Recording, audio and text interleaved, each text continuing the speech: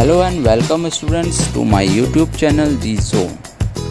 तो आज की क्लास में मैं आपके लिए लेकर आया हूँ आपकी क्लास 10th के chapter number 3 two stories about flying के सेकंड पार्ट ब्लैक एरोप्लेन को।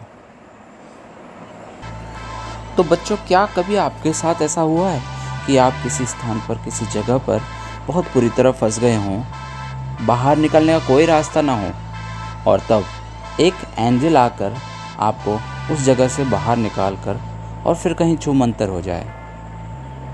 ऐसा ही कुछ होता है ऑथर के साथ। जो इस कहानी के लेखक हैं उनके साथ होता है कि वे आसमान में उड़ रहे हैं और घने काले बादल छाए हुए हैं। ऐसा लगता है कि आज तो जान निकल ही जाएगी और तब कोई एक अनजाना सा जहाज़ आकर के ऑथर की मदद करता है और उनको तूफ़ान से बाहर निकाल करके ले आता है।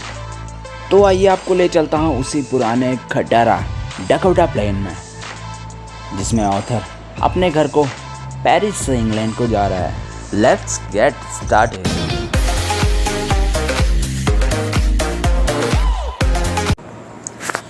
तो स्टोरी स्टार्ट होती है जब ऑथर अपने पुराने डकोटा प्लेन में फ्रांस से वापस अपने घर इंग्लैंड जाता है।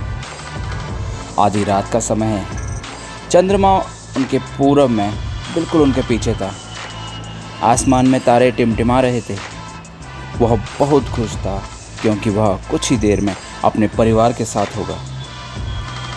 उसने पेरिस कंट्रोल से संपर्क किया और बताया कि वह इंग्लैंड को जा रहा है और रास्ते में कंट्रोल रूम से उसे सलाह दी गई कि 12 डिग्री पश्चिम को मुड़ जाए और उसने ऐसा ही किया। पेरिस से अब तक वह 150 किलोमीटर आगे आ चुका था। तभी उसने तूफ़ानी बादलों को देखा। ये बहुत घने और काले थे। ऐसा लगता था मानो काले पहाड़ उनके सामने पूरा आसमान में छाए हों।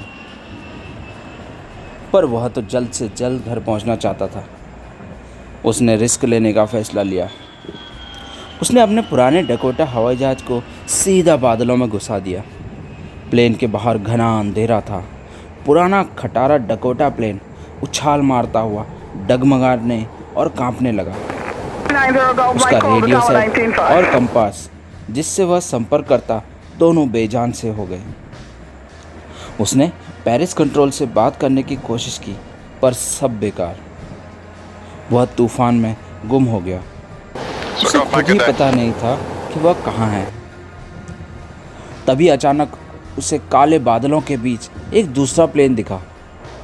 उस प्लेन के पंखों में कोई लाइट नहीं थी, लेकिन उसने उस प्लेन में बैठे पायलट का चेहरा देख लिया। उस पायलट ने अपना हाथ हिलाया और उसके पीछे आने का इशारा किया। वह ऑथर की मदद करना चाह रहा था। ऑथर भी फंसा ही हुआ था। मरता क्या ना करता, वह अपने प्लेन को उसके प्लेन के पीछे पीछे लगा लिया। वे लगभग आधा घंटा उड़े होंगे। तभी उस अनजाने जहाज ने नीचे जाना शुरू कर दिया।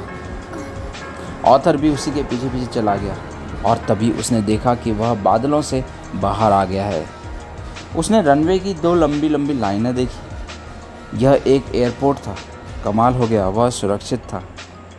ऑथर ने आगे पीछे अपने उस अजनबी दोस्त को देखने की कोशिश की जो उस ब्लैक प्लेन में आया था, पर आसपास आसमान में कोई भी प्लेन नहीं था। वह प्लेन जा चुका था। ऑथर ज़मीन पर आ गया था। उसने अपने पुराने डकोटा प्लेन से उतरकर कंट्रोल टावर के पास गया।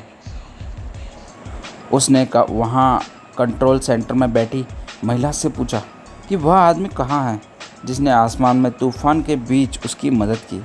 वह उसे थैंक यू कहना चाहता है। उस औरत ने बड़े ही अजीब तरीके से उसे घूरा और फिर ज़ोर से हंसी। दूसरा प्लेन ऊपर तूफान में? आज की रात वहाँ आसमान में कोई भी प्लेन नहीं था। एकमात्र तुम्हारा ही प्लेन था जिसे मैंने रडार पर देखा। तो बच्चों, ये था बड़ा ही मज़ेदार किस्सा जो कि ऑथर लेखक के साथ में घटी। आई होप आपको ये स्टोरी पसंद आई होगी। ओके स्टूडेंट्स, आने वाले न्यू चैप्टर के लिए जुड़े रहिए मेरे साथ। Till then be safe and keep learning. Bye.